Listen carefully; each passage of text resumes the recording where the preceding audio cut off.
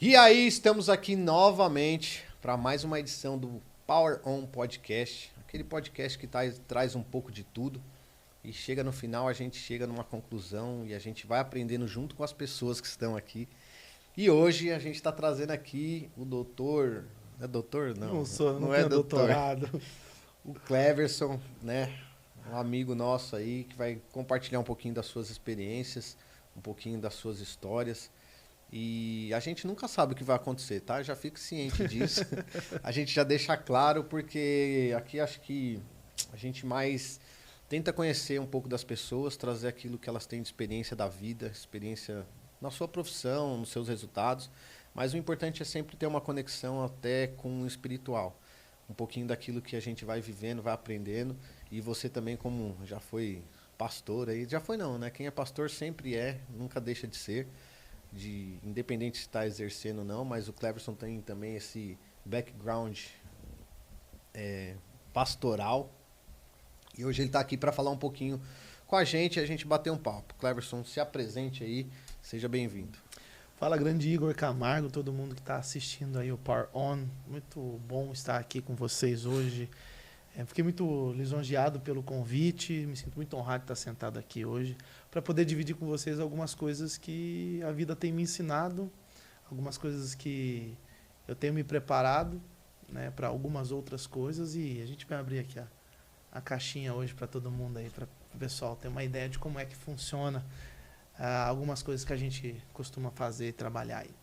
E é sobre isso. E você que já está assistindo, nos acompanha aí, curte, compartilha, manda para alguém. Se tiver algum corte bom, vocês já fazem aí, manda também pro pessoal. Vai aprendendo, vai compartilhando, porque talvez algo que a gente vai falar aqui hoje, eu tenho certeza disso, é o gatilho para alguém tomar uma iniciativa na vida dela e viver coisas e experiências novas, né? Eu costumo dizer isso aí que assim, o Power On ele foi criado para isso, para trazer pessoas aqui que estão iniciando às vezes num projeto, em alguma coisa, e que isso seja de incentivo para outras pessoas que estão assistindo, né? Porque a nossa vida mudou muito quando a gente se conectou com pessoas com resultados. Então, quando alguém vai assistir isso, elas também podem ter essa iniciativa, essa visão de que é possível também que as coisas aconteçam na vida delas. E Cleverson, fala um pouquinho quem era o Cleverson de antes, né? Um pouquinho da história do Cleverson, como o Cleverson chegou, onde chegou, como o Cleverson chegou em Alphaville, contando um pouquinho de tudo isso aí. Cara, eu sou do interior do Paraná, sou de uma cidade chamada Arapongas. Arapongas é um pássaro, tá? Que tem um canto muito forte, assim, bem estridente. Então, quando eles chegaram naquela região para sei lá como é que chama aquilo lá, desbravar ali e tal, tinha esse pássaro lá, e como ele é muito forte, chega a ser irritante, né? Colocaram o nome da região ali de Araponga e depois tornou o município de Arapongas. Então, como é um pássaro, então todas as ruas da cidade têm nome de passarinho. Então, para você ter uma ideia, tem a Avenida Arapongas, e aí as ruas que são paralelas à avenida são todas com o nome de pássaros em ordem alfabética, cara. Andorinhas, Beija-Flor, Condor, Drongo, Eurilemos, Falcão, e aí eles vão fazer... A cidade deve ser bem grande, Não, né? é massa. Não, é duro que tem uns 150, 180 Caramba. mil habitantes. Não, é uma cidade muito boa, meus pais moram lá. Uma cidade muito boa. Eu vim de lá, meus pais se converteram, né? Lá, eu sou a quarta geração de pastores da família. A minha mãe, ela veio de um berço de uma família nós temos muitos pastores nesse lado da minha mãe, né, dos meus parentes maternos que são pastores. E aí, durante um tempo da vida dela, ela se afastou, né, de Deus, mas a gente se afasta de Deus, mas Deus nunca se afasta da gente. Então, ele nunca abandonou os meus pais. E no momento certo, a vida proporcionou para eles a oportunidade de voltar, porque você sabe que se você não voltar no amor, vai pela dor, você né? vai voltar pela dor, irmão. Fica tranquilo, mas voltar você vai. Entendeu? E aí eles voltaram, e aí a minha irmã e eu tinha já a idade de quase 8, 10 anos, e eu sempre gostei muito de música. Então na igreja eu aprendi a tocar bateria, fazer aulas, então eu já sempre me envolvi com o Ministério de Louvor desde pequeno. Meu pai também é cantor. Aí a gente começou a se envolver, sempre nos envolvemos muito com a igreja e entendi o meu chamado ali de servir a Deus. E aí, de lá eu fui estudar teologia, estudei num seminário em internato, Seminário Presbiteriano Renovado Cianorte. Um beijo para todo mundo, meus amigos que foram contemporâneos lá, conheci muita gente. Ali sim, separa meninos de crianças, cara. 4 anos internato é uma coisa que é incrível. No entanto, que a nossa turma começou com 40 e tantos alunos, formou com 15. Não é fácil. São 4 anos longe da família, 4 anos vivendo exclusivamente para aquilo, né, para estudar e tal. Foi a melhor coisa da minha vida, porque ali eu realmente passei da fase da adolescência para a fase adulta mesmo. Você sai de lá um homem, um profeta, uma casa de profetas. É um lugar que te prepara para tudo aquilo que depois lá no ministério eu fui descobrir que eu precisaria. E me tornei pastor. A gente chama de pastor presidente ou pastor titular, que é o cara que é o responsável pela igreja, o pastor que é o presidente da igreja. Então, me tornei pastor, fui para uma região chamada São Jerônimo da Serra. Aí sim, uma cidade, não sei, deve ter hoje por volta de 8, 10 mil habitantes no máximo, sendo que boa parte deles é na zona rural. E ali estava iniciando um projeto de uma igreja, e eu cuidei dessa igreja por 3 anos. No finalzinho do 2º ano, eu conheci a Valquíria, que é a minha esposa. Eu fui fazer a faculdade de pedagogia, eu nunca parei de estudar, né? De lá para cá, nunca mais parei de estudar. Aí na faculdade de pedagogia, eu conheci a Val estava se formando e eu estava entrando na faculdade. E ela também ela morava ali e a irmã dela frequentava a igreja, a nossa igreja. E ali ela começou a ir nos cultos também, e aí começamos na faculdade, e aí a nossa sala fica meio de frente uma para outra, e fica aquele negócio, sabe? Aquela coisa boa, gostosa, aquela emoção. E aí a gente namorou, se conheceu, namorou, noivou e casou em 4 meses. Entendeu? Acho que foi isso. 4 meses, 5 meses, por aí. A gente só não casou antes porque o pai dela e a família dela toda trabalhou muito com política. Eles foram vereadores por 20 e tantos anos. E aí a gente ia casar antes, só que daí era período político. Daí o pai dela falou assim, não, casar na política você tá lascado, tem que convidar todo mundo, não sei o quê, vai gastar muito. Aí nós tivemos que adiar ainda para 2 meses, mas o amor foi tão intenso, a verdade foi tão intensa dentro dos nossos corações, que a gente se casou assim com muita certeza daquilo. E aí logo depois que a gente se casou, eu fui alocado para uma outra cidade, 20 quilômetros para frente, chamada Santa Cecília do Pavão, tudo ali no Paraná. E aí, nessa cidade de Santa Cecília do Pavão, seus incríveis 3 mil habitantes, a gente pegou um trabalho que era um trabalho que já estava bem mais avançado do que o da outra cidade. E ali eu permaneci durante 12 anos como pastor presidente daquela igreja. Desenvolvemos inúmeros trabalhos, muitas coisas na região. Fundamos mais 2 igrejas na região ali. Revitalizamos a igreja, começamos a trabalhar com pastoreamento de pastores, cuidar daquelas pessoas. E, cara, aí ali também estudei... Eu terminei o curso de pedagogia, logo depois estudei psicanálise, aí fiz pós-graduações, aí fiz um monte de especializações, vários cursos. E aí fui tendo contato com as pessoas para fora desse nicho mais religioso, fechado, né? E foi onde eu conheci Paulo Vieira, conheci Ítalo Marcilli, conheci Pablo Marçal, conheci Tiago Rocha, Nésio Monteiro, conheci Tiago Fonseca, Tiago Nigro, e aí fui conhecendo Tiago Brunet, e fui modelando o ministério desses caras e vendo o quanto que esses caras fazem o reino acontecer, não só dentro das 4 paredes da igreja.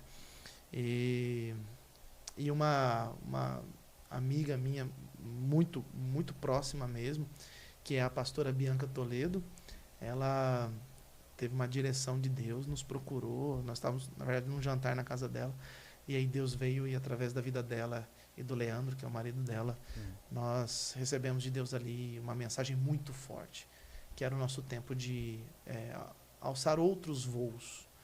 Eu não digo maiores, não digo menores, eu digo outros voos. E aí nós deixamos de ser presidente da igreja e passamos a viver o que hoje a gente chama de itinerância. O que é itinerância? Nós estamos à disposição do reino de Deus e aonde nos chamar, a gente vai. Entendeu? Não sou mais responsável por uma igreja local. Eu sou responsável pelo reino de Deus. Então, a gente trabalha em várias frentes hoje, não mais dentro de uma igreja local, mas trabalhando numa itinerância. Sempre servindo tanto as igrejas, quanto as comunidades, quanto aquilo que chega até nós.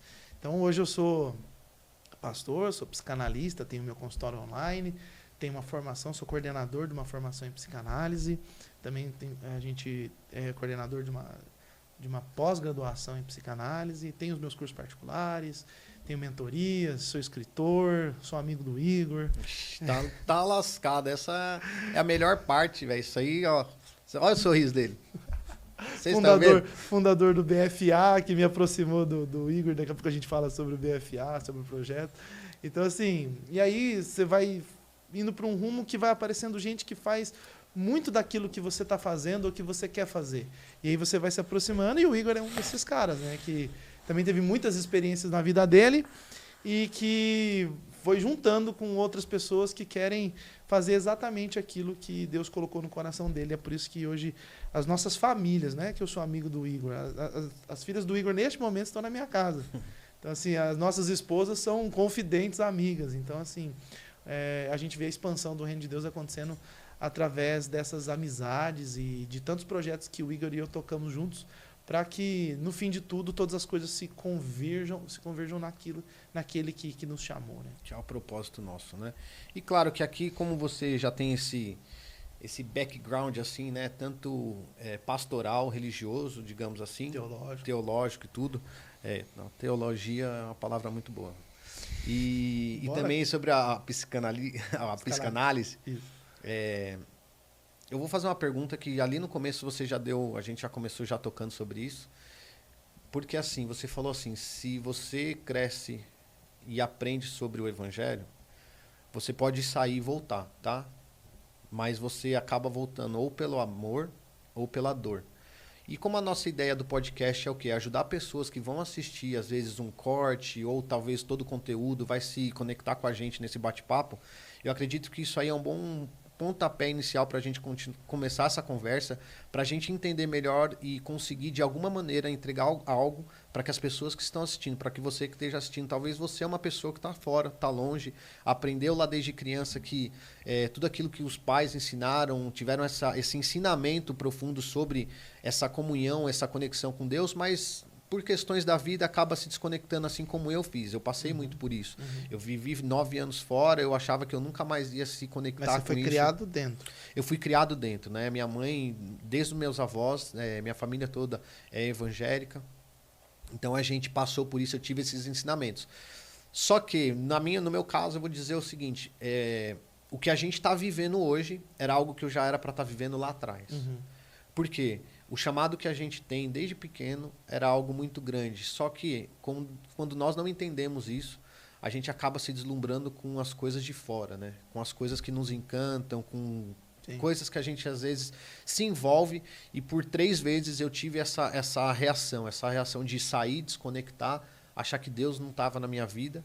E essa vez eu sinto que foi algo diferente. Algo que a gente voltou agora forte, com um propósito, com as coisas acelerando. Nós entendemos o tempo que nós estamos vivendo e tudo isso que você comentou agora a gente faz exatamente com um propósito, que é ajudar pessoas e que essas pessoas entendam o processo que elas precisam passar e que elas entendam que elas precisam, que elas podem se reconectar também. E claro, é tudo aquilo que as pessoas falam, né? Tudo aquilo que você passa é simplesmente uma lição, é uma experiência. Não precisaria, mas são experiências que cada um vai ter que lá na frente vão ajudar outras pessoas a saírem daquelas situações. E aí você falou sobre o quê? Sobre a questão ou volta pelo amor ou volta pela dor, né? Isso aí, assim, triste ou não, eu não vou saber te explicar como é que eu vejo isso, mas por que a mente do ser humano, ou por que as coisas acontecem dessa maneira? Porque a gente acredita num Deus que faz tudo por nós, né? A gente acredita num Deus que está sempre com a gente. Por que não sei se, assim, se tem até uma resposta para isso ou uma ideia sobre isso, porque eu acho que se alguém assistir isso em casa, talvez ela consiga se entender na fase que ela está agora. Talvez seja uma pessoa que está desconectada, achando que ela não pode mais se conectar com Deus. E talvez algo que você vai falar sobre isso consiga... Não é sobre conseguir mostrar, mas é trazer entendimento para a pessoa, né? Por que que nós, seres humanos, nós passamos por isso, né? Deixa eu te fazer umas perguntas, então. Por que você acredita que Deus criou o homem assim? Ele tinha criado o universo, tinha criado a Terra, ela estava sem forma e vazia. Aí ele cria tudo, aí ele dá as ordens durante os 5 primeiros dias, que haja isso, que haja aquilo, que faça isso, que faça aquilo. No 6º dia é um dia atípico de todos, porque ele não cria outra coisa a não ser o ser humano. Por que que ele cria o ser humano? Por que que você acha que ele precisava criar, ele quis criar o ser humano? Já existia a girafa, já existia o porco, já existia o leão, já existia o pé de manga, já existia o pé de acerola, já existia a montanha, já existia tudo. Por que que ele precisava de mais uma coisa? O que que você acha que ele queria ali em criar o ser humano? Assim, pelo um pouco de entendimento que a gente tem a mais sobre isso, eu acredito que seria pela conexão. Alguém que ele precisasse se conectar. Porque assim, mesmo que todas as coisas são seres viventes, tem os animais, as plantas, tudo aquilo tem de alguma forma vida, mas eu acho que Deus buscava naquele momento a questão de se aprofundar na conexão. Né? Isso. Porque você já percebe como a criação desse último objeto foi diferente da criação de todos os outros. Sim. Porque nesse ele sopra dentro. Né? Ele constrói esse, todos os outros foram pelo poder da palavra, e esse ele constrói com as próprias mãos. Né? Ele vai lá, ele pega o barro, ele faz a moldura, que é uma coisa que ele não fez com o elefante, ele não fez com o leão, ele não fez com o pé de manga, ele fez com ele só fez com a criação humana. E aí ele molda aquilo e sopra em suas narinas o que em hebraico é chamado de ruá. O ruá, que é o sopro de vida, o sopro do espírito. Então, assim, teologicamente a gente diz que existem partículas divinas dentro de nós que foram colocadas dentro de Adão e que está sendo passadas de geração em geração. Tá? E aí ele cria algo que depois ele mesmo vai chamar de sua imagem e semelhança. E ninguém cria algo que é parecido com ele se ele não quiser uma conexão com aquilo.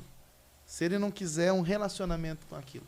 Então, assim, para mim, a maior inspiração, o maior desejo de Deus em criar o ser humano foi para se relacionar com ele. O Agostinho vai dizer que existe dentro de você um buraco exatamente do tamanho de Deus. Então, assim, todas essas pessoas que a gente vê que se dizem perdidas na vida, elas estão perdidas porque elas se afastaram daquele que é o único capaz de preenchê-las. O único capaz de preenchê-las. Então, assim, por que as pessoas elas vêm, começam depois num cristianismo ou determinada religião divina e depois ela se afasta? É justamente porque ela se afasta da conexão com ele. Ela deixa de estar com Deus. Ela deixa de buscar a Deus. Ela deixa de ter comunhão com Deus. Eu não estou falando de oração, de jejum e leitura de Bíblia. Isso aqui é o tripé da nossa religiosidade, da nossa religião em si. A nossa religião ela é contida de 3 fatores de relacionamento, que é oração, jejum e leitura da palavra. Mas eu estou dizendo de um relacionamento muito mais profundo. É um relacionamento muito mais íntimo. É um relacionamento que vai fazer com que você, no juízo final, responda a pergunta crucial. Porque eu vou dar o gabarito aqui da última pergunta da humanidade. Depois dessa pergunta vai acontecer um negócio. Né? O problema do julgamento final não é que ele é julgamento. Vocês sabem que um dia tudo isso aqui vai acabar, todo mundo vai para o céu, chega lá no céu ou em algum lugar, vai existir uma parada lá muito braba, que é o seguinte: Deus o justo juiz vai julgar todos. O problema do julgamento final, eu não vejo que o problema seja que ele seja julgamento. O problema é que ele é final. Não tem mais um Supremo Tribunal Divino. É ali, irmão. Acabou. O que for decidido ali está decidido. E nesse Supremo Tribunal Divino, onde ele vai ser o justo juiz, ele vai ser avaliado aquilo que fizemos com a vida que tivemos. E aí, Jesus diz assim, chegará lá no grande dia, e muitos dirão assim... Ele está dizendo muitos, ele não está dizendo que serão poucos. Muitos, para não dizer a maioria. Vão dizer assim, Senhor, em teu nome curamos, em teu nome profetizamos, em teu nome expulsamos demônios. Né? E aí? E aí Jesus vai falar assim, apartai-vos de mim, malditos, porque eu não vos conheço. Olha isso, cara. Como o Senhor não me conhece, eu expulsava demônio em teu nome. eu curava em teu nome, eu profetizava em teu nome. E aí ele vai dizer assim, cara, mas a gente nunca foi amigo. Você fazia em meu nome, o meu nome tem poder. Em meu nome acontecem as coisas. Só que é o seguinte, nós nunca nos relacionamos profundamente. Entenda uma coisa. O relacionamento do Éden, Deus descia todos os dias ao findar da tarde para se relacionar com Adão. É esse relacionamento que Deus quer. De amizade profunda, relacionamento, conexão e tal. Quando a gente começa a quebrar esse relacionamento e a se distanciar desse relacionamento, as outras coisas que a gente vai chamar de mundanas, diabólicas, tentadoras, as outras coisas vão começar a tomar um significado dentro da gente. Mas elas só vão porque a gente se desconectou com ele. Então eu entendo dessa maneira. Se você olhar para sua vida, você vai perceber que nos momentos em que você se afastou, é porque justamente estava faltando uma conexão muito mais direta com ele, e você acabou tendo que olhar para o homem, para a igreja, para as pessoas. Aí você vai achar decepção, você vai achar dor, você vai achar desprezo, você vai achar pecados, você vai achar um monte de coisa. Entendeu? Basicamente eu penso assim. E assim, eu vejo que nos últimos tempos que nós estamos vivendo aí, tem se falado muito sobre essa questão de identidade, sobre a pessoa saber quem ela é e aquilo que ela carrega, certo? Isso aí teria a ver algo com essa falta de conexão ou não? Sim, claro, absolutamente. Eu sou quem? Eu sou imagem e semelhança de quem? Eu tenho que parecer com quem? Quem que é a minha referência? Quando eu me afasto de quem eu sou, eu tenho que emprestar quem os outros são. Vou repetir. Quando eu me afasto de quem eu sou, eu tenho que emprestar dos outros o que eles são. E quando eu me empresto dos outros, eu perco a minha característica. Ontem mesmo eu estava avaliando os professores que a gente está contratando, né? Para formação em psicanálise. E aí eu olhei assim e eu vi os caras nervosos, né? Porque estava sob avaliação e tal, eles montaram as aulas deles e tal. E aí eu pensei assim, cara, eu numa aula dessa, eu faria tal coisa. O cara lá, expondo a aula dele, mas na minha cabeça eu falando assim, nossa, mano, eu colocaria isso. Nossa, eu teria feito aquilo. Eu teria feito...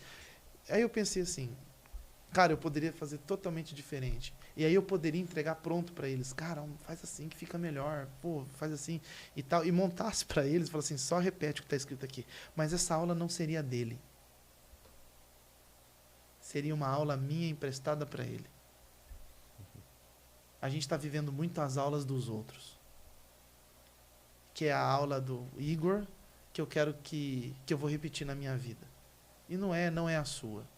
Então, assim, emprestar coisa dos outros, um dia vai dar problema. Seja original. Você quer ver uma coisa? Você está andando com o seu carro e você começou a ouvir um barulho na suspensão. Aí você para numa oficina, o cara fala assim, o amortecedor quebrou, estourou o amortecedor. Aí você fala assim, não, beleza, vai trocar aí o amortecedor. Aí o cara vem e fala assim, ele te dá duas opções, né? Tem o original e tem o paralelo. O original é R$4.000. Você já quase cai de costa. Mas o paralelo é 1.500. Aí você olha e fala assim, mano, não tem, é óbvio, né? Daí você faz a pergunta que todo mecânico escuta todos os dias. Mas e aí, é a mesma coisa? Vai dar o mesmo efeito? O que o cara vai falar? É parecido. Não é a mesma coisa. Não foi fabricado por quem fabricou esse carro. Não foi projetado para esse carro. Né? Mas assim, funciona. Mas a gente não garante.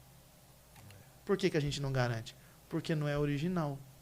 Quando você não é original, é a mesma coisa da vida olhando para você e dizendo assim, pode dar certo, pode continuar. A vida falando, pode continuar, mas eu não garanto que vai dar certo isso aí. E, cara, ontem eu tava falando exatamente sobre isso.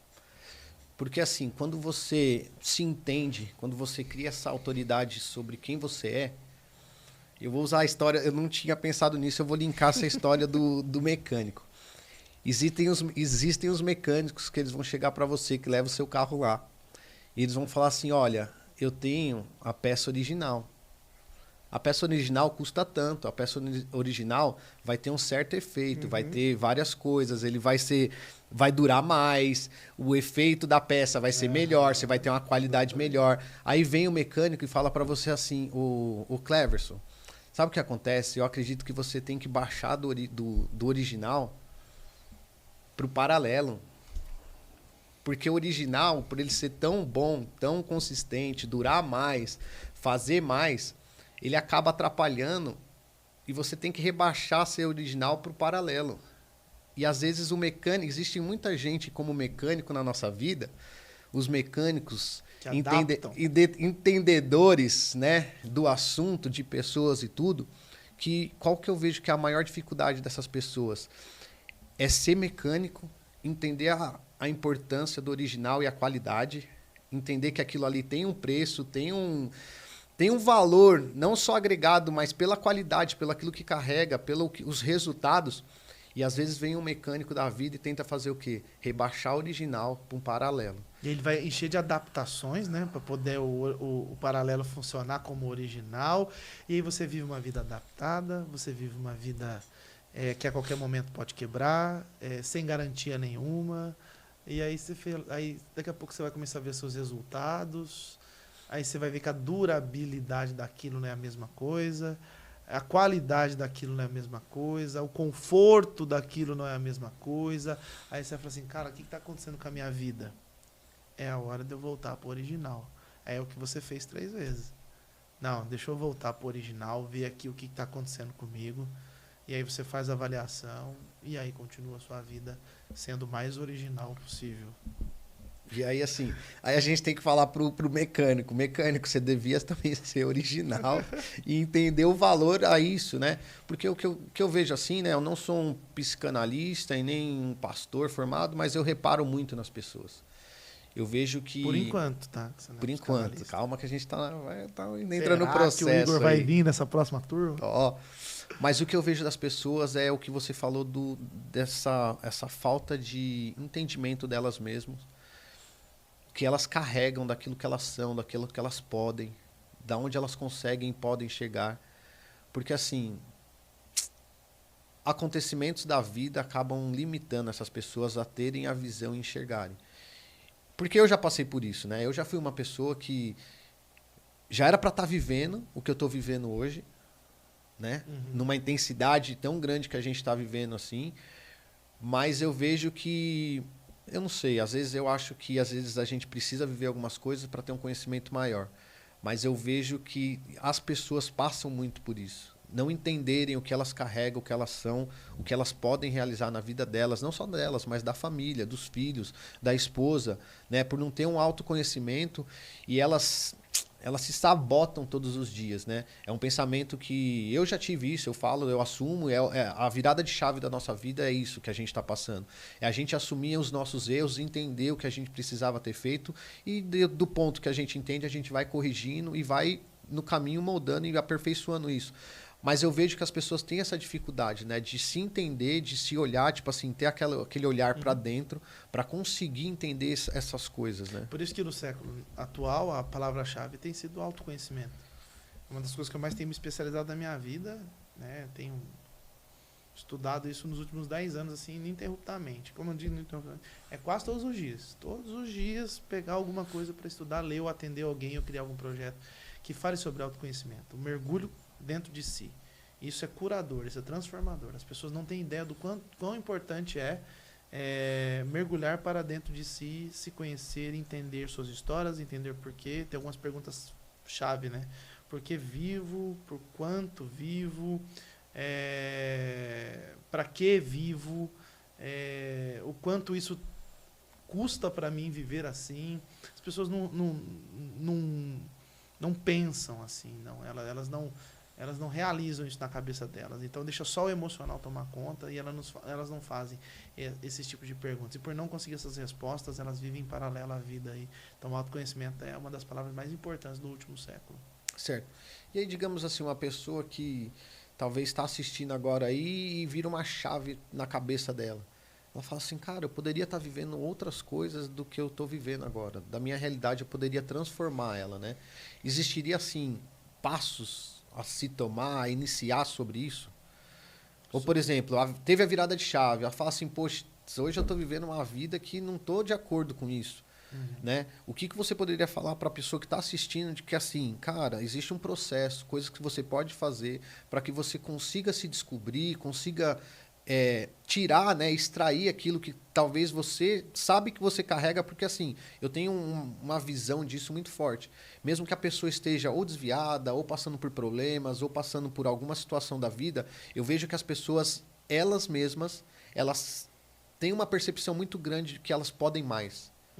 Elas conseguem fazer mais, mas às vezes existe uma dificuldade muito grande em conseguir enxergar isso, ou às vezes até extrair de uma maneira não sozinha, mas ter um início sozinho, né?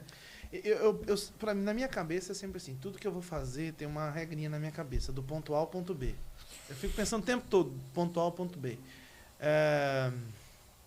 Eu quero mudar a minha vida financeira. Então, qual que é o meu ponto A? Meu ponto A, eu faturo R$5.000 por mês, eu trabalho no CLT, numa empresa assim, X, tal. Então eu consigo pagar um aluguel de R$1.500, pagar uma parcela de R$800 no carro, fazer uma compra de R$1.500 por mês, tá? Eu vou fazer as contas, senão o Thiago Nigro vai ficar bravo depois, falar que eu não consigo viver com R$1.000. Daí tá. Desculpa, Thiago Nigro, quando eu for no seu podcast eu peço desculpa pessoalmente. Aí o cara fala assim, pô, mas eu quero triplicar isso, quero chegar a R$15.000. Aí você fala assim, pô, o cara tem uma consciência de que ele precisa transformar. Quais são os passos? Cara, é do ponto A ao ponto B. O que eu preciso fazer para deixar de faturar 5, faturar 15? Aí você tem que fazer perguntas.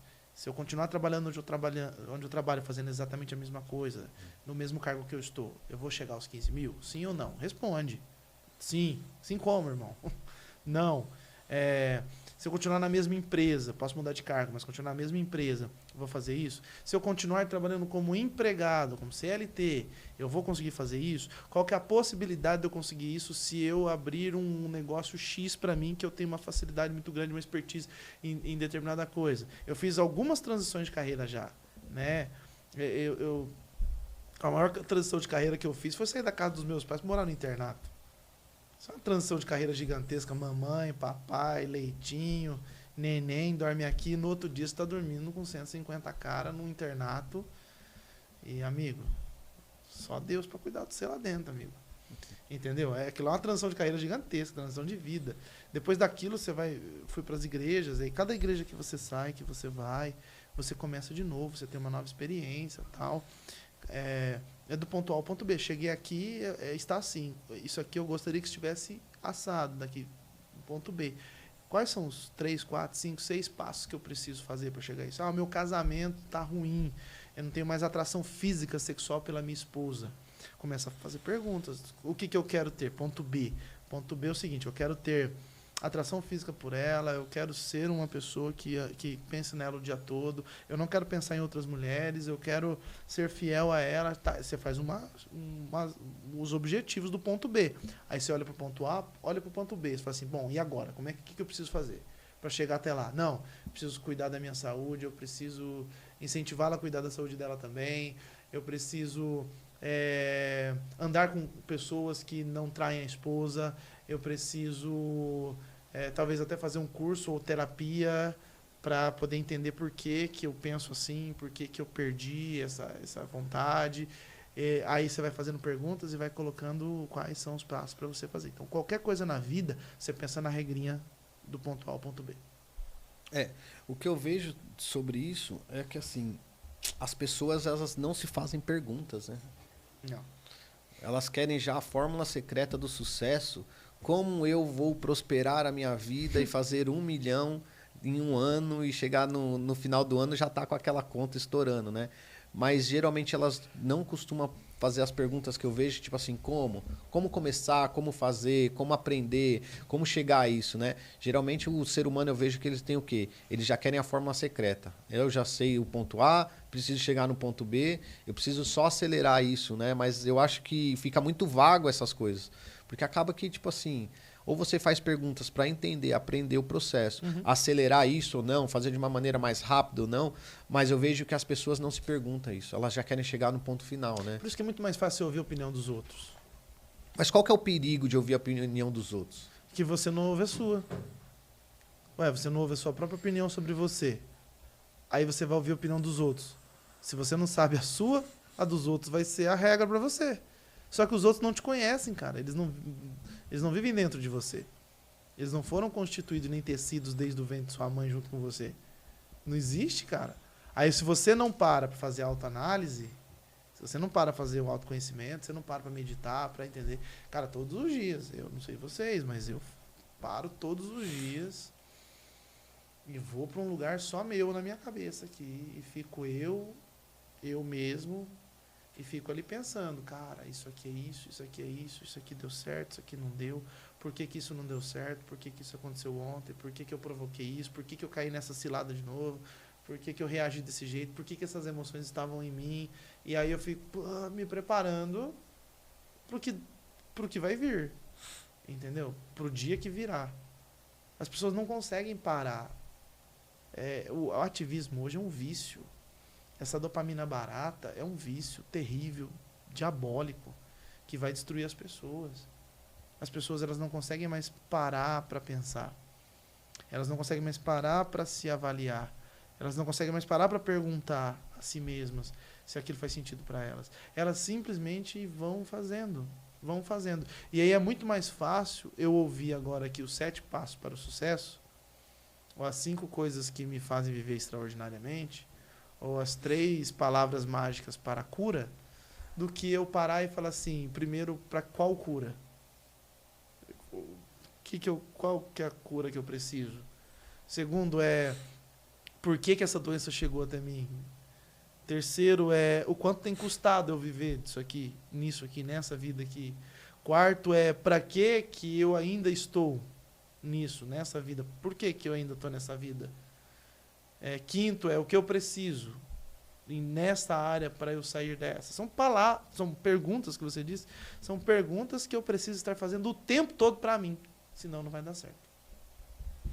E aí eu vejo que às vezes essas pessoas, por não fazerem essas perguntas, não se tentarem se descobrir, digamos assim, elas acabam vivendo um loop, né?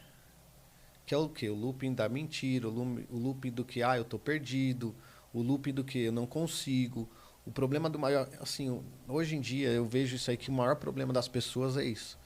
Não sei, posso estar errado porque eu não escuto as pessoas a fundo assim como você. Mas por prestar atenção nisso, as pessoas vivem o quê? No looping da vida, o looping do erro, o looping do preciso, mas não consigo, o looping eu quero, mas não tomo iniciativa, o looping do eu vou conseguir, mas eu não tenho constância. Eu já falei isso em outros podcasts, vou falar nisso aqui também. O Freud foi o primeiro cara do mundo a descobrir que... O Freud foi o primeiro homem do mundo a provar cientificamente que o passado é presente.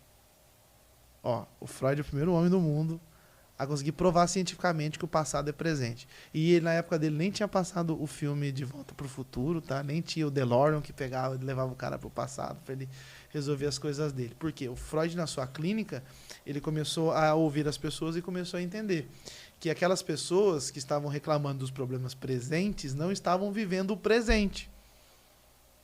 Elas estavam vivendo situações que foram criadas lá atrás e que estavam sendo revividas agora, emocionalmente. Entendeu? Eu estou aqui, porém com um sentimento de 20 anos atrás, quando a minha mãe disse aquilo para mim aquele dia e me bloqueou. E me traumatizou. Ou eu vivo aqui, mas a minha referência de casamento são os meus pais que brigavam e 1 milhão de outras coisas. E eu estou olhando para o meu casamento hoje, o presente, eu e a Val.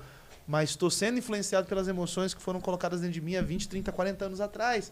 Então o Freud chega para as pessoas e diz assim, descobri, vocês não vivem presente coisa nenhuma. Vocês vivem passado. Vocês querem viver lá? Como? Que jeito? Já acabou, já passou. O que você vai fazer com aquilo? Você vai ficar levando aquilo até quando? Pra que levar aquilo? Faz pergunta, caramba. Pra que eu vou levar aquilo? Por quanto tempo eu vou levar aquilo? Quanto vai me custar sair dessa vida? O que eu preciso fazer para não pensar desse jeito? Porque, cara, se eu não quebrar esse loop que você falou, eu vou passar isso para a próxima geração. E a Valentina vai viver o mesmo looping que a minha mãe viveu, que meu pai viveu, que eu vivi, que a avó viveu, que ela vai viver com o marido dela também. Alguém tem que quebrar essa corrente, cara. E assim, eu vejo que, às vezes, muitas as pessoas conseguem enxergar isso nas pessoas que estão próximas, mas eu vejo que existe não um bloqueio, mas uma falta de amor ao próximo, tá? Vou usar assim, mas eu vou te falar um exemplo que aconteceu ontem. Quando a gente vai se tornando mais experientes, a gente vai se aprofundando nessas coisas, entender as pessoas, né? Desenvolvimento pessoal, conseguir você estar próximo de alguém. Todo dia a gente já sai de casa, eu e a Karina, a gente fala assim, Senhor, que o Senhor possa nos dar a sensibilidade daquilo que a gente precisa fazer hoje. Ou a sensibilidade de como a gente vai enxergar as pessoas e às vezes falar uma palavra que seja para que elas consigam entender que existe uma outra vida, ou não uma outra vida, mas algo do que elas estão vivendo para elas, né?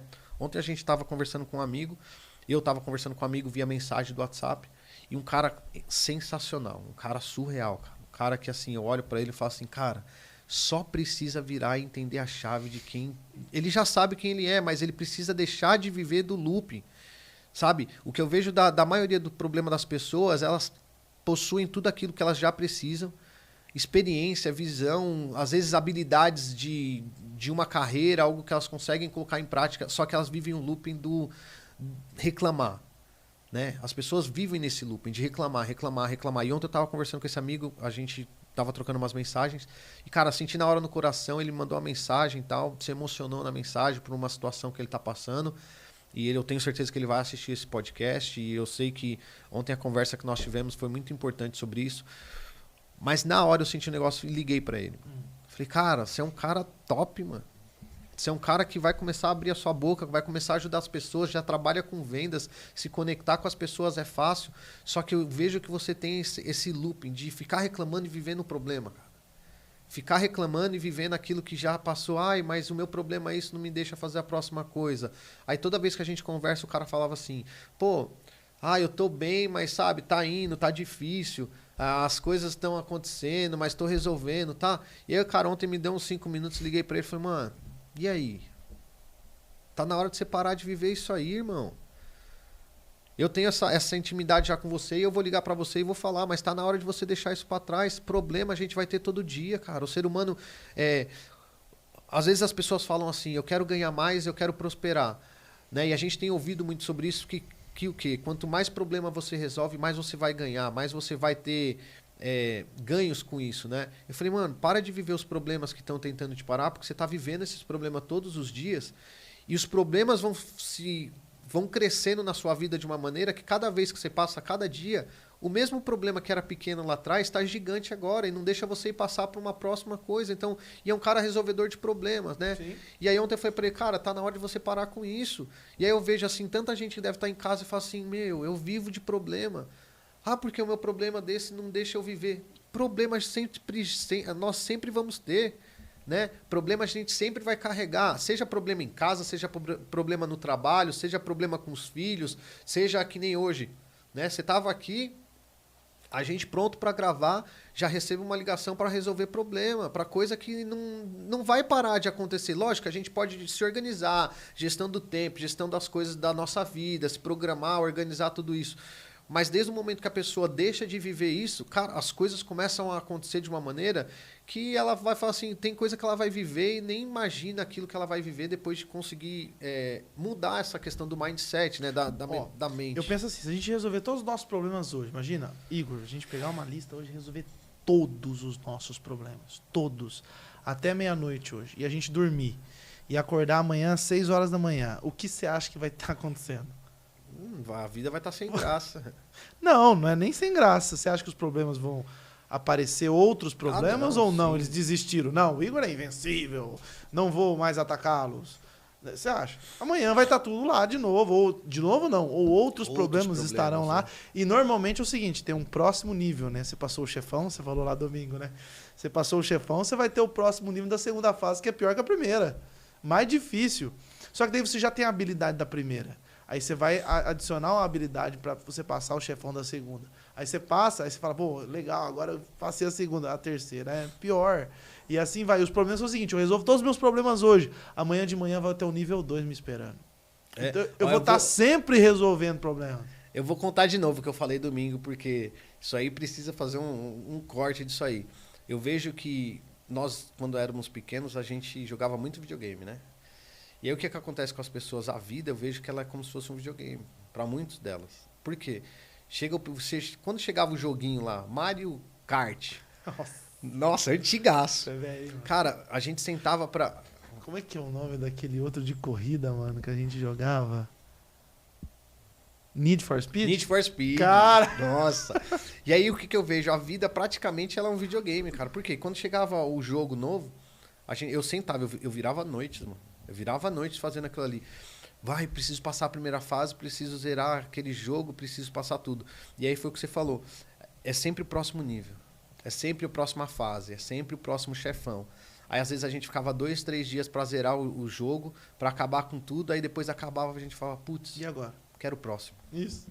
É a vida, cara. A vida é isso. A vida, assim, ela tem que ser entendida de que os problemas vão aumentando conforme você vai passando de fase. Você tem que entender que, assim, nunca vai acabar. E a hora que acabar, eu tenho certeza que a hora que acabar, você vê muitos milionários aí, pessoa que tem muito dinheiro, que eles querem chegar até certos cargos, não é mais pelo dinheiro. Não é mais pelo poder aquisitivo, não é mais por bens, por aquilo que elas têm, mas é pelo poder. É pela fase, eu preciso ter aquilo de enfrentar uma nova fase, novos problemas, novos lugares, né? E a vida, eu vejo que ela pode ser comparada a isso, né? Ter esse nível de comparação. Tem um contexto, né, espiritual que a gente muito gosta de dizer, né? Que Deus nunca vai dar pra gente o que nós não suportamos carregar, não é verdade? Deus nunca vai dar pra gente o que nós não suportamos carregar. E o problema dos caras, das pessoas, é que elas acham que só os problemas aumentaram. Elas não conseguem entender que elas também aumentaram. Porque se os problemas aumentaram, é porque você passou de fase, é porque você já adquiriu habilidade. Você já adquiriu habilidade, então você tem condições de lutar na próxima fase. Não é que o seu problema é grande, é que você também está grande e agora o problema também é do seu nível, amigo. Você já tinha pensado nisso? Não é só o problema que cresce, é eu que cresço também. Não é só o problema que aumenta de nível, é eu que aumento de nível também. Não é que aumenta a quantidade de problemas, é que eu aumentei a quantidade de oportunidades na minha vida. Não é o problema, é eu que aumentei o conhecimento que eu tinha sobre a vida. Eu cresci.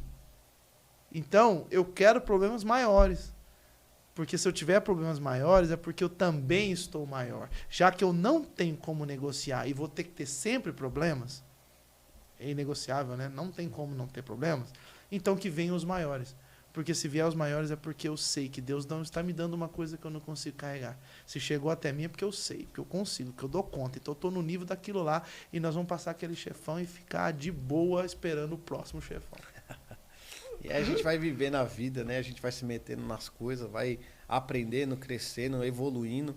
E para isso é importante ter uma mente bem equilibrada, digamos assim, ou ter esse conhecimento de dentro para fora, né? Quem que a gente sabe.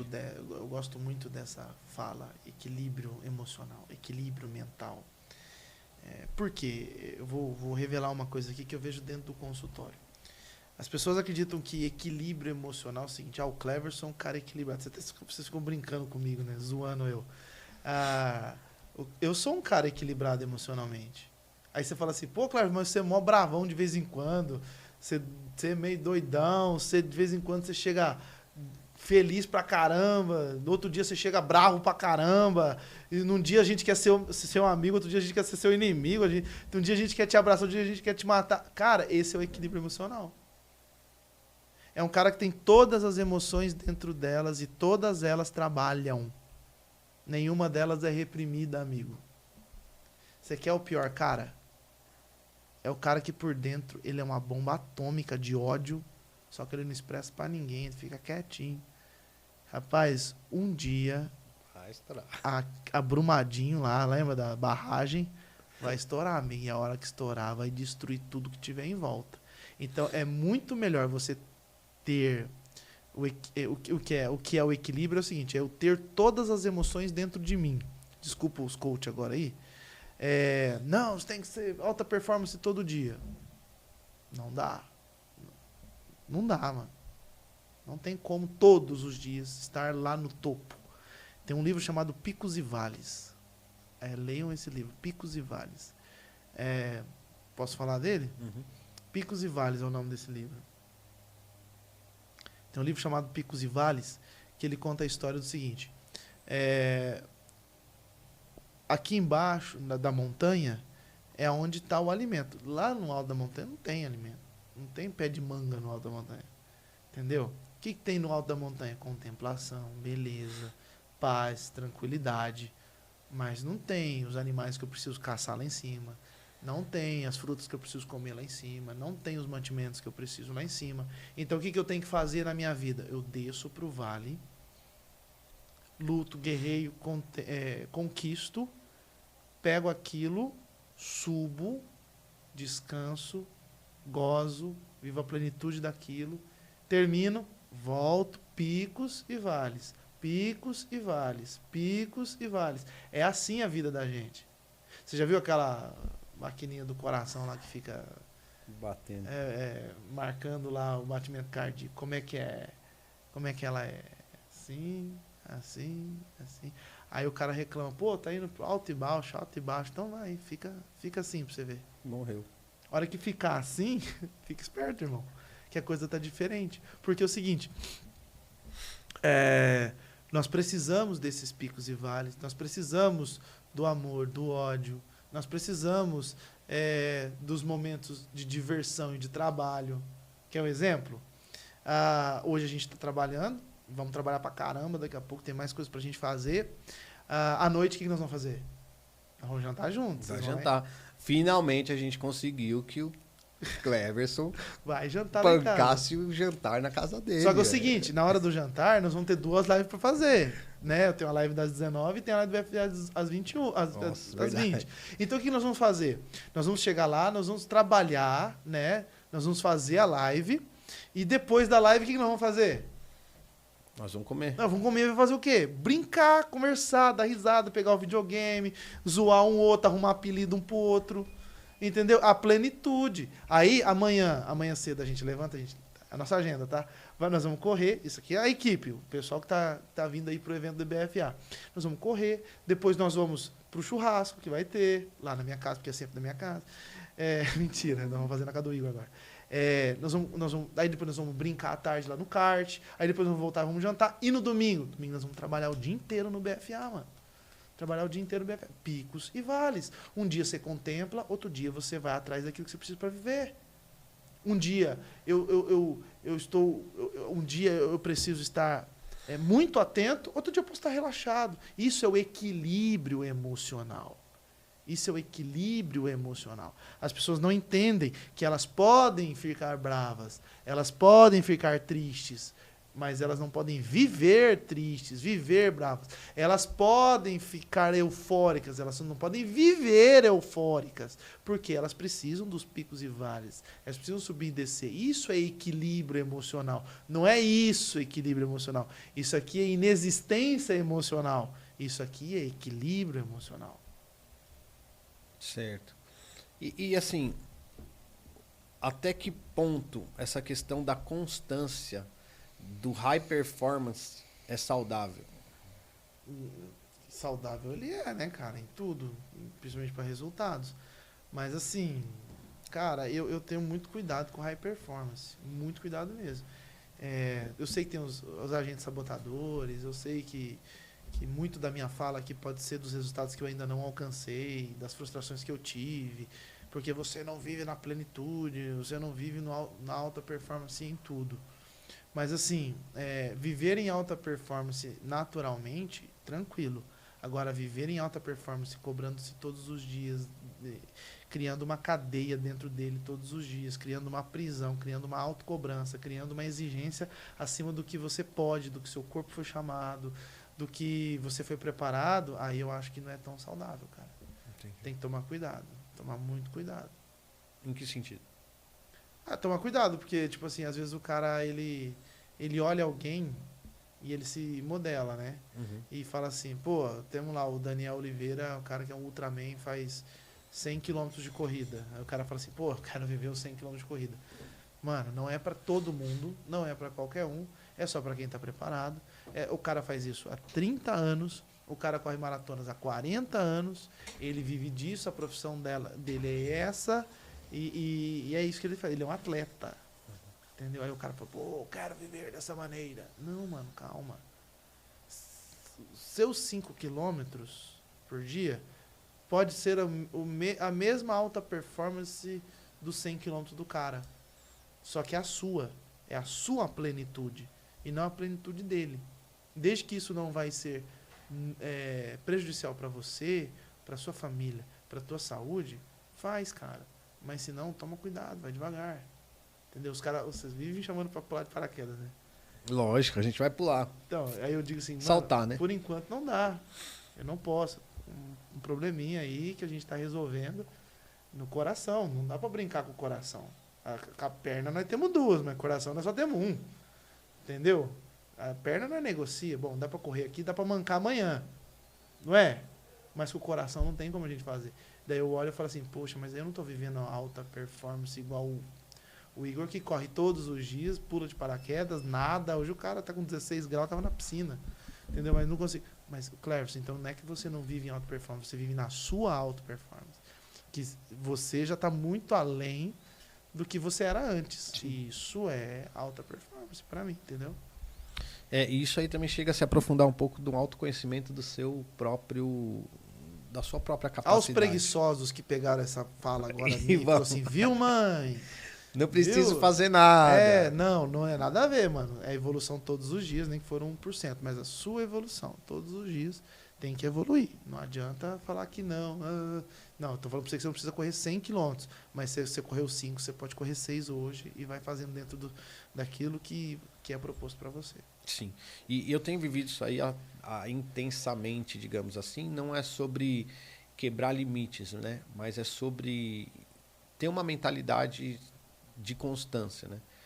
A gente está correndo todo dia 5 km, fazendo exercício, mudando a vida, mudando os hábitos, a alimentação, os lugares, as pessoas. E eu vejo que é muito importante a gente estar também com essas pessoas que estão fazendo isso, né? Porque a mentalidade nossa, às vezes sozinho, a gente não... Cara, é muito difícil você chegar, às vezes, a um resultado que você quer sozinho, fazendo, tendo essa constância. Porque... eu preciso fazer, eu vou fazer, eu tenho que me matar, tá doendo, eu tenho que... Lógico que você vai colocar limites para você e vai colocar metas, né? Uhum. Mas como é que você vê essa questão? Por exemplo, hoje a gente está junto com o pessoal do BFA, né? Uhum. Você teve a ideia aí de juntar alguns loucos aí, algumas mentes meia desequilibradas. Eu acho que eles são brilhantes, cara. As mentes meia desequilibradas, mas... Eu acho que eu arrumei clientes, então, né? São loucos, né? Então... mas não sei se ele arrumou cliente ou se a gente tá tratando ele, O bom psicanalista é aquele que passou por muito tratamento para poder ser um bom psicanalista, entendeu? Ele sabe como é que é a loucura do cara, ele viveu na pele, né? Então acho que a gente, na verdade, assim, acho que a gente tá tratando. Ele falou assim, esse aqui eu preciso disso, esse aqui eu preciso daquilo, mas eu vou tratar. E é importante, né? Essa ambiência, é importante a gente Deixa eu te falar uma coisa. Existem recordes que você deve quebrar sozinho. Mas existem recordes que você vai precisar de alguém e de algumas pessoas para quebrar, junto com você. Tem coisas na vida que você consegue carregar sozinho, tá? Você é homem, você é mulher, você é forte, você consegue. Mas tem coisas que você vai precisar de gente. Você vai precisar de discernimento para você entender o que é para eu fazer sozinho e eu conseguir. E o que é que eu preciso de gente ao meu redor para conseguir. Entendeu? Então, assim, eu sei na minha vida algumas coisas que eu sei que sozinho é a minha parte, entendeu? Eu tenho que fazer aquilo lá sozinho. Você quer um exemplo? Eu preciso ser um um pai extraordinário para Valentina. Desculpa, Igor, não vai ter como você entrar na minha casa e educar a Valentina para mim. Então, tipo, vai ter que ser sozinho. Então, lá eu vou ter que quebrar os meus loopings, os meus traumas, ressignificar, e eu vou ter que fazer isso acontecer. Mas na parte do esporte, dá pra gente fazer junto, porque, pô, eu tô precisando perder uns quilinhos depois das férias, você também, e nós estamos no mesmo propósito. Mano, então vamos juntar os propósitos e um ajuda o outro. Beleza. Aí a gente caminha junto, entendeu? Porque senão, tudo na vida o problema é o extremo. Eu vou querer fazer tudo sozinho, quebrar todos os meus recordes sozinho. Não vai dar, vai ser complicado. Eu vou desistir. Ou então eu vou querer fazer tudo com todo mundo também, vem em bando. Também não vai dar. Então que você tenha um discernimento de o que é que eu tenho que fazer que tem que ser sozinho e o que é que eu tenho que fazer que tem que ser agora em bando, que eu vou precisar de ajuda. Entendeu? Isso aí é você que vai ter que ver. Entendi. Interessante O isso. que hoje você precisa que hoje você precisa de gente para te ajudar? Perto de você. Praticamente tudo. O quê? Não tudo, né? Eu acredito que assim, é aquilo que você falou, a questão da vida pessoal dentro de casa é o nosso íntimo, é o nosso momento ali, tanto com a nossa família, tanto com a nossa esposa, com os nossos filhos. Eu acredito que um grande problema que eu vejo também é que as pessoas elas misturam muito as coisas. Como mistura muitas coisas? Elas tentam, por exemplo, elas acham que uma escola vai educar a filha, entendeu? Ela acha que o professor de não sei o que vai ensinar o filho dela a ter educação dentro de casa. Ou às vezes você manda sua esposa, sua mulher para fazer uma conexão com as amigas e aquilo ali vai resolver o problema pessoal entre você e ela do seu relacionamento, entendeu? Então eu vejo que assim, existem coisas que nós não podemos terceirizar. Isso.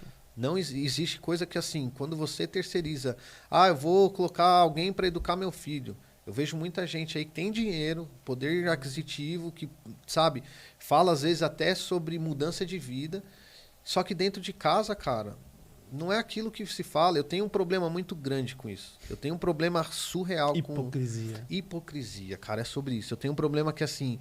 Você sabe que foi o único xingamento que Jesus fez, né? Na Bíblia inteira só tem um xingamento de Jesus. Hipócritas. Caras que não vivem o que pregam. Que falam uma coisa, vive outra. Que mostram uma coisa, mas no íntimo é outra.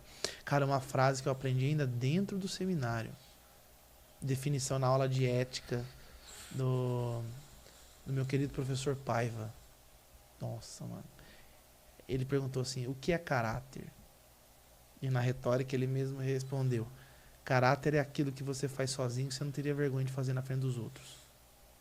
É sobre isso. A bexiga.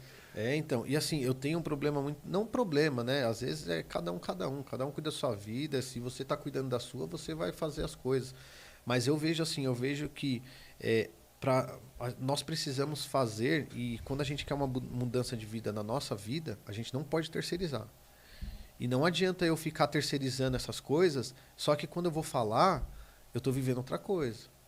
Por quê? Aí a gente entra num outro loop. O loop do quê? Tipo assim, eu falo sobre família, mas eu não vivo a minha família plena.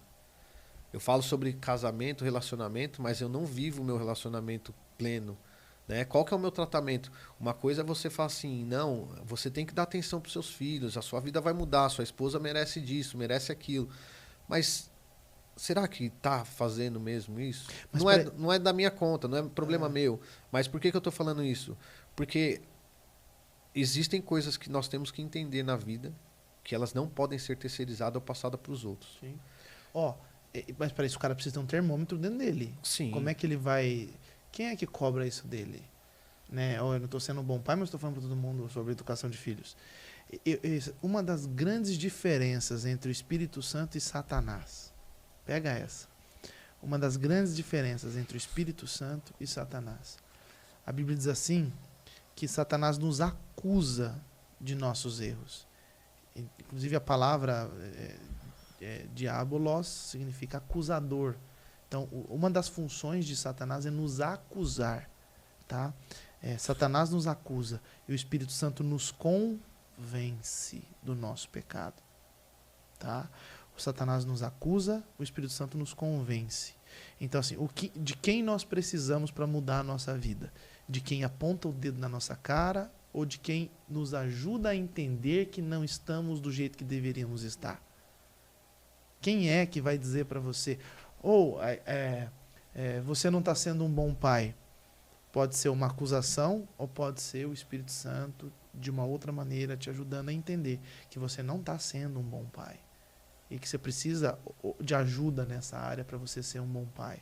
Entendeu? Ou de colocar a cabeça no lugar e mostrar e viver, né, para você essa paternidade plena. Inclusive, eu estou escrevendo um livro aí, vai sair daqui a um tempo aí, em nome de Jesus. Tá para sair um livro meu aí que se chama O Pai Impostor. Dentro desse livro, eu vou mostrar algumas teorias, né, da mente humana, da mentalidade, da estrutura mental da criança, que a minha especialidade é da Val, parece que não, mas a minha maior especialidade é em tratamento infantil. Por causa da faculdade, por causa das demandas, depois que a gente começou a aparecer, aí vieram muitas outras demandas, mas a minha formação especial, a primeira, a que eu fiz mesmo para psicanálise, era para atendimento de crianças, cara. Então hoje a Val assumiu essa parte no consultório, né? Ela é responsável pelo atendimento infantil, mas 80% dos meus estudos são feitos em cima de crianças, né? De tratamento infantil. E aí, de tanto estudar e ver, eu comecei a entender as funções do lar, as funções de cada um dentro do lar. E eu comecei a perceber socialmente, antropologicamente e agora até biologicamente, fisicamente, o problema da ausência paterna. Numa sociedade, o quanto um pai ausente prejudica uma sociedade, o quanto o pai ausente prejudica a continuidade da sociedade, porque o pai ele é um protetor, né? E sem essa proteção, onde é que essa sociedade vai chegar? E a gente sabe que o ser humano é autodestrutivo, então se não tiver um cara que bota limite, nós vamos se destruir. E esse cara que põe limite, o Freud diz que só tem ele na nossa vida, só um que põe limite, que é o nosso pai. Então, se os pais forem fracos, os limites serão fracos. Se os limites forem fracos, a perversidade vai tomar conta, e aí nós vamos se destruir, a nossa sociedade vai se destruir. E esse pai, se ele não entender a sua função, biologicamente, nós estamos vendo crianças que estão crescendo cognitivamente com problemas graves. Por quê? Porque o pai não ativou dentro delas algumas coisas mentalmente que ia dar para ela uma estrutura depois no futuro. E a gente está encontrando um monte de crianças frágeis. No livro eu não vou chamar de criança frágil, eu vou chamar com outro nome que vocês vão odiar, vocês vão me xingar, mas eu estou muito preocupado com vocês. Então, eu vou trazer um termo lá do que eu acho que as crianças de hoje estão se tornando. Tá? Eu vou falar sobre as crianças imbecis. Bando de imbecil jogado numa sociedade no futuro. E essa imbecilidade está sendo potencializada por causa do pai que é um impostor. Em vez dele construir a criança, ele está destruindo, ele está sabotando a educação, a sociedade e a construção mental daquela criança, cara. Então, mano, se prepara que o bagulho vai ser louco. Então, e é sobre isso, é sobre essa terceirização, né? É sobre terceirizar a educação dos nossos filhos. Eu lembro da incrível ideia de um determinado governo, não gosto de falar dela, mas que disse assim, foi um slogan por 7 anos, dizendo assim, educação é na escola. Educação é na escola. Aí eu olhava aquilo e falava, meu Deus, os caras não estão entendendo. Educação não é na escola. Escola é lugar de preparo cognitivo do seu filho, de aprendizado daquilo que é cognitivo. Educação é no lar, é na casa. Não deixa o governo educar o teu filho. Não deixa o vizinho educar o teu filho. Não deixa o pastor educar o teu filho, o padre educar o teu filho. Não deixa o Cleverson educar o seu filho. Você seja o autor da educação do seu filho. A educação não é na escola, a educação não é na igreja, a educação não é da creche, a educação é dentro de casa, é a primeira sociedade versus a segunda sociedade da criança. Primeira sociedade versus a segunda sociedade. Primeira sociedade é a sociedade eu, minha filha, aliás, pai, mãe, filho, o cachorrinho, a irmãzinha, e o periquitinho, e o papagaio, e aquela sociedadezinha ali dentro da casa. Essa é a primeira sociedade. Nessa primeira sociedade, a criança aprende como resolver conflitos, que ela vai ver o pai e a mãe em conflito. Ela vai falar assim, bom, opa, papai brigou com a mamãe. Atenção, pega aí a planilha, vamos ver as anotações, como é que o papai vai resolver o conflito com a mamãe. Ah, é batendo. Ah, entendi. Então, homem bate em mulher quando está com raiva. É a primeira sociedade educando. Ah, mulher irrita marido. Entendi. Então, é assim, segunda. Então, eu vou aprender. Ah, como fazer dinheiro. Vamos ver. Onde que eu vou ver como fazer dinheiro? A criança, ela não tem aula com o Paulo Guedes. Ela tem aula com quem? Com a mãe, com o pai. E ela vai ter lições ali, a primeira sociedade vai ensinar ela a entender financeiro, entender as emoções, entender. Então, essa primeira sociedade vai preparar ela para a segunda sociedade. A partir dos 6, 7, 8 anos de idade, que é a idade dos nossos filhos, qual que é a nossa maior preocupação hoje, no começo do ano? Meu Deus, coloca meu filho numa sala de aula que tenha bons alunos, que tenha um bom professor, porque eles vão passar ali 3, 4, 5, 6, 7, 8 horas, dependendo se é integral, com esse meu filho lá, Deus. Então, por favor, protege, cuida, porque eles vão estar lá nesse meio, nós estamos preocupados para não colocar o nosso filho num lugar que não seja bom. Porque agora eles vão ter contato com a segunda sociedade. Nessa segunda sociedade, eles vão ser testados. Eles vão ter pessoas que têm outros princípios, outros valores, que têm outras práticas, outros comportamentos. E aí, eles vão conflitar com os comportamentos da primeira sociedade.